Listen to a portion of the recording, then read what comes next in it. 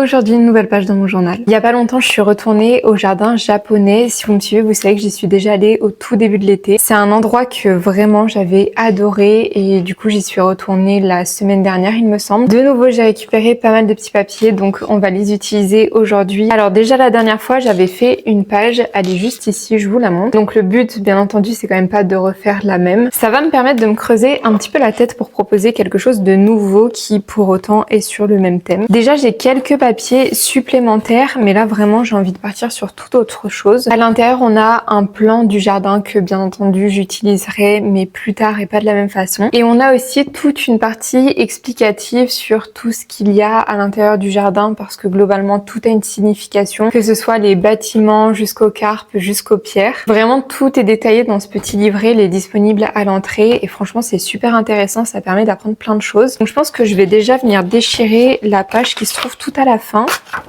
et je vais venir la coller à mon avis principalement sur la page de gauche et ensuite je viendrai mettre ce petit prospectus par dessus un peu en travers sur la page de droite. J'utilise toujours ma colle en rouleau qui vient de chez Action. Ici je vais commencer à découper tout ce qui dépasse, comme ça c'est fait. Et maintenant je vais passer à la page de droite, je commence par mettre plein de colle et comme je vous le disais je viens coller ce petit papier que j'ai récupéré et ici je vais le faire déborder un petit peu sur ma page de gauche. De nouveau je viens découper tout ce qui dépasse. Maintenant que j'en suis là, je pense que je vais quand même ajouter une petite partie de mon plan. À mon avis, je vais juste venir découper un bout d'une forme un peu aléatoire et je vais le coller comme ça par-dessus. Voilà la forme que j'ai découpée. Je vous ai dit, c'est aléatoire, hein. Je la plie en deux parce que pour le coup, je vais venir vraiment la coller en plein milieu. Si j'arrive encore à fermer mon journal après ça, honnêtement, j'aurais tout gagné. Ok, je vous montre ce que ça donne. Honnêtement, je suis pas peu fière jusqu'à présent. Ici, je me suis créé comme un petit timbre et je pense que je vais l'ajouter sur ma page de gauche. Je vais ajouter une ou deux petites photos, toujours avec ma mini imprimante, c'est la HP Sprocket. Mais je vais faire un montage pour imprimer deux photos à la fois. Elles seront vraiment toutes petites, mais en même temps, j'ai pas vraiment plus de place que ça sur cette page. Voici pour mes photos, j'ai pris les carpes et une cascade. Maintenant, je viens quand même les séparer.